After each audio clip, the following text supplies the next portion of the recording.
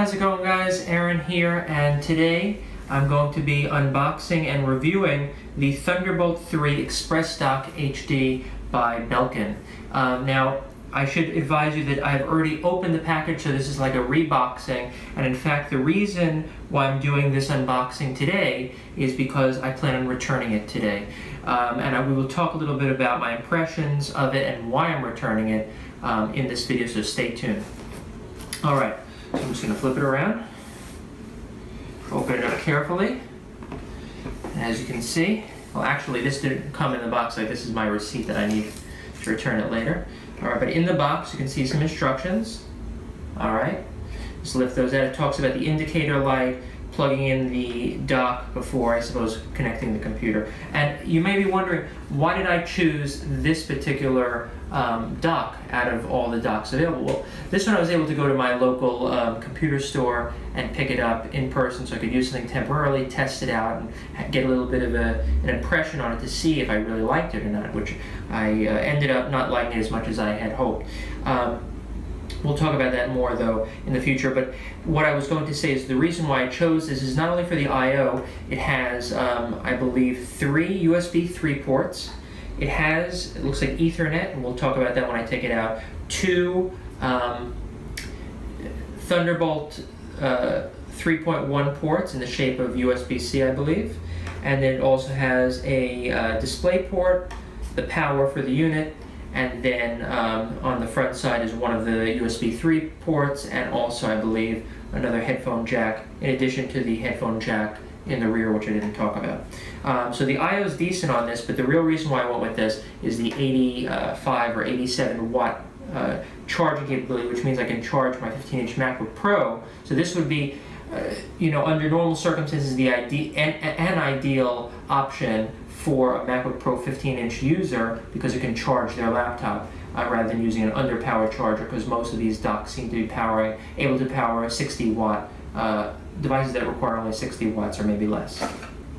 Alright, take that out. In here we have the actual unit. I'm going to leave it in the plastic, but as you can see, here is the front USB 3 port, headphone / microphone port.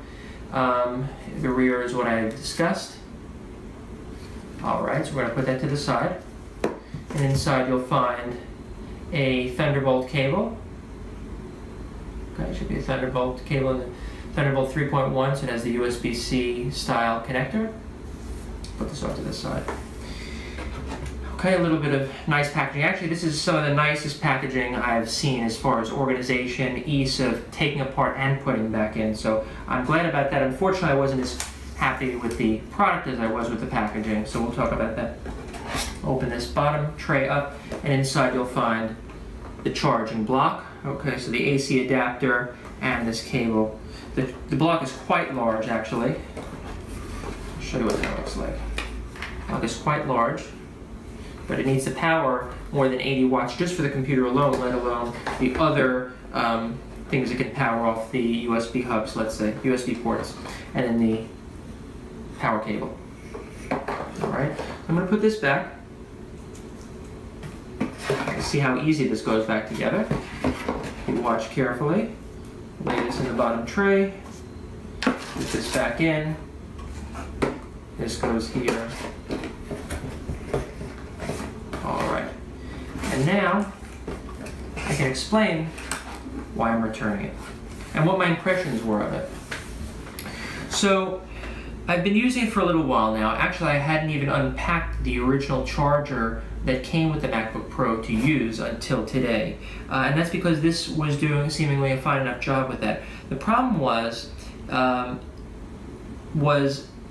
not only was I going to get this at a better price somewhere else, right? I can return it and get it at a price somewhere else, but that's not really why I'm getting rid of it. I'm getting rid of it because the device itself makes a kind of a high-pitched whining noise. Like it probably does have reasonably extensive power circuitry inside, and for the I/O and all, but it just seemed to make a high-pitched noise, and when you went near it, regardless of if you unplugged it to leave it for a little while and replugged it in, anytime it was plugged into power, it would make this high-pitched whine that you'd almost expect from I don't know, an older computer. Off to the side is an iMac G3. So it was really quite annoying, and I couldn't imagine that being too pleasant in the future when I would hook up my audio interface into this to listen to, as crystal clear music as possible. Part of the reason why you hook up the audio interface with the digital to analog converter in it, the DAC, is so that you can get a clear signal without static, without any fine noise. It's not to say that it's so terrible just going straight off the audio jack, off the headphone jack, but it is better without it. And so this didn't seem like it was very intuitive for that purpose. It seemed kind of counterintuitive, and the fact that I noticed it on a regular basis made me actually unplug the device when I wasn't using it, and that didn't seem very practical, especially since this is before I could even test it with a display. I have no idea about its output capability. I have no idea about the other functions on it. I have tried the USB 3 on the back to use with my iPhone. It worked all right. I believe I used it with my external hard drive, which worked all right. In one of the videos where I gave you an update on my MacBook Pro setup, I was actually using it to, I believe, transfer data from the hard drive that I used as an intermediate between my old iMac and the new MacBook Pro, and it seemed to work all right. But the problem is that noise. That noise is really annoying. And the other thing I noticed that the Thunderbolt it came with, it seemed to be of decent quality, but when you plug it in to the computer and it's charging for a while, I noticed that it actually got warm, if not hot, when it was done charging or while it was charging. And I would expect an AC adapter to possibly heat up, maybe a phone to heat up, not so much a larger device like this, and probably not so much the connector itself.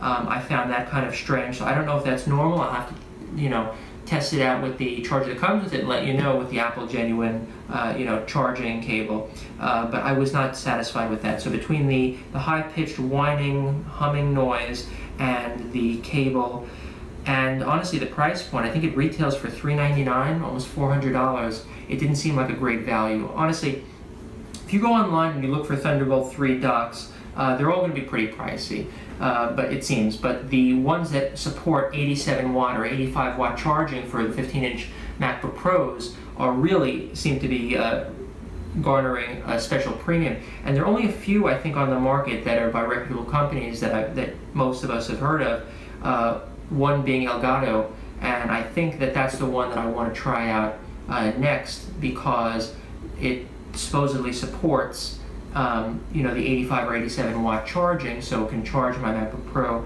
but I believe it had some other feature. Unfortunately, I can't remember it. It's not very fortuitous for this video, but I believe it had to do with the I/O on it. That was a little different and actually a little bit better.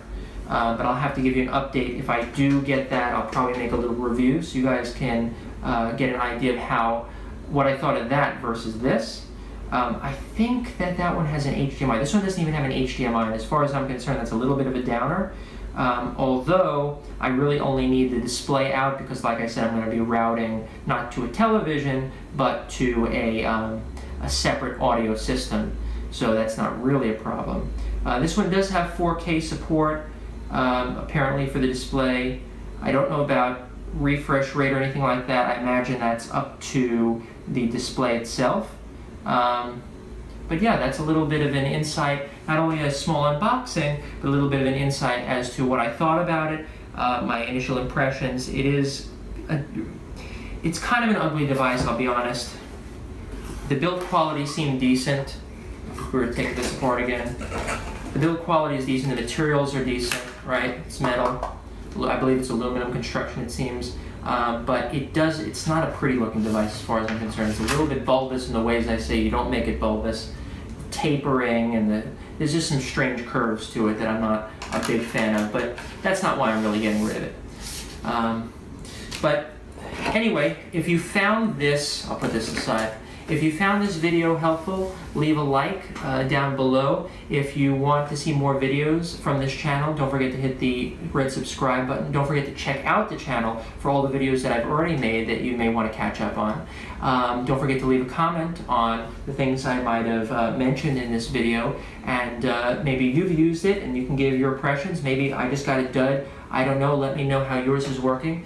Maybe I'll have to give it a second chance. But I think I'm going to try to look for something else in the meantime. Anyway, until next time, don't forget to follow your passions, do what makes you happy, and this is Aaron signing out.